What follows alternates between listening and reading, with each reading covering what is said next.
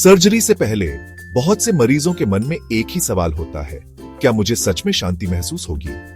Operation theatre में जाने से पहले घबराहट और बेचैनी आम बात है और ऐसे में डॉक्टर अक्सर एक खास दवा का इस्तेमाल करते हैं जिससे मरीज को आराम और सुकून मिलता है। यह दवा है मिडाजोलम, जो अक्सर प्री सर्जरी एंजाइटी को कम करने के लिए दी जाती है।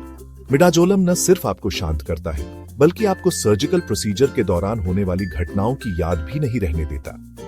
लेकिन मिडाजोलम कितनी जल्दी असर करता है, यह जानना बहुत जरूरी है, खासकर अगर आप मेडिकल फील्ड में हैं या खुद पेशेंट हैं। आइए विस्तार से समझते हैं। मिडाजोलम एक बेंजोडाइजेपाइन है जो सिडेशन, एंजाइटी से राहत और प्रोसीजर्स की यादों को रोकने के लिए इस्तेमाल होता है।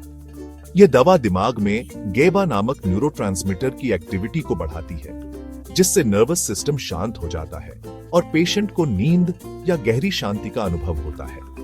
अब सवाल है, मिडाजोलम कितनी जल्दी असर करता है?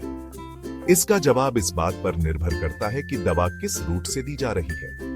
मिडाजोलम को देने के 3 मुख्य तरीके हैं: आईवी, इंट्रावीनस, आईएम, इंट्रामस्कुलर और ऑरल। हर रूट का ऑनसेट और ड्यूरेशन अलग होता है और क्लिनिकल सिनेरियो के हिसाब से डॉक्टर इसका चुनाव करते हैं। अगर मिडाजोलम एट्रा यानी सीधे नस में दिया जाए तो इसका असर बहुत जल्दी दिखता है। आमतौर पर 1 से 5 मिनट के भीतर पेशेंट को सिडेशन महसूस होने लगता है और 3 से 5 मिनट में इसका पीक इफेक्ट आ जाता है। इसलिए इमरजेंसी या शॉर्ट प्रोसीजर्स में आईवी रूट सबसे ज्यादा पसंद किया जाता है। वहीं अगर मिडाजोलम आईएम यानी मांसपेशी में इंजेक्शन के रूप में दिया जाए तो असर शुरू होने में 10 से 15 मिनट लग सकते हैं। इसका पीक इफेक्ट 30 से 60 मिनट के बीच आता है, जो लॉन्गर प्रोसीजर्स या प्रीमेडिकेशन के लिए उपयुक्त है। अगर मिडाजोलम को ऑरली यानी मुंह से गोली या सिरप के रूप में दिया जाए तो असर थोड़ा धीरे शुरू होता है। आमतौर पर 20 से 30 मिनट में सिडेशन महसूस होती है और पीक इफेक्ट 30 से 60 मिनट में आता है।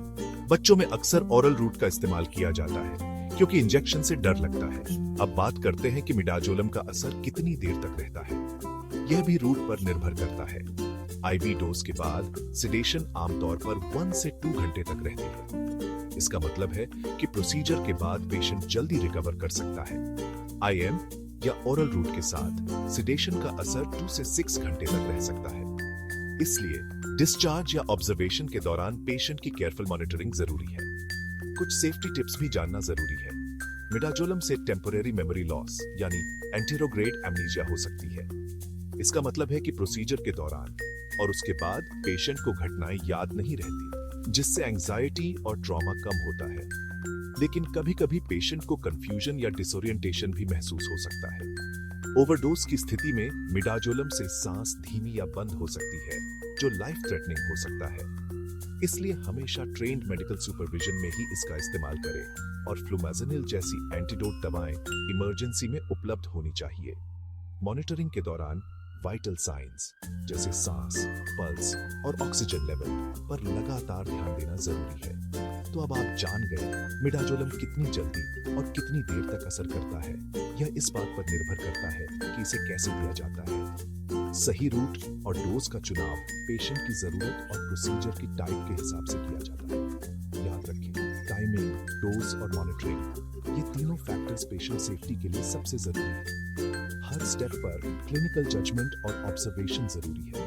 अगर आप मेडिकल स्टूडेंट हैं तो मिडाजोलम के ऑनसेट, ड्यूरेशन और सेफ्टी प्रोफाइल को हमेशा याद रखें। एग्जाम और क्लिनिकल प्रैक्टिस दोनों में यह जानकारी आपके बहुत काम आएगी। ऐसे ही और फार्माकोलॉजी के क्विक और प्रैक्टिकल टिप्स के लिए असम पैरामेडिकल एकेडमी के साथ जुड़े रहें, जहां लर्निंग हमेशा क्लिनिकल रियलिटी से जुड़ी होती है।